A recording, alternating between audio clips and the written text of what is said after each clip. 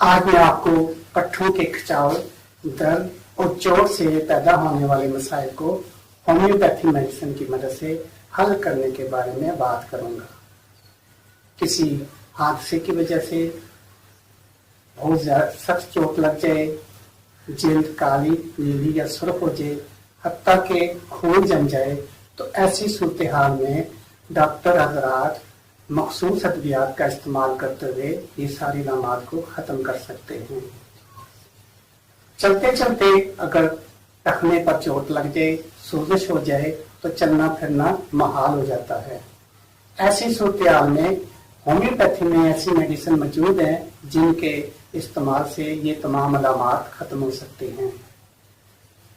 अगर चोट की वजह से कुछ निशानात जिल्द पर या जिस्म पर नुमाया हों, ऐसी सूरत हाल में होम्योपैथी मेडिसिन इन निशानात को भी ख़त्म कर सकती है।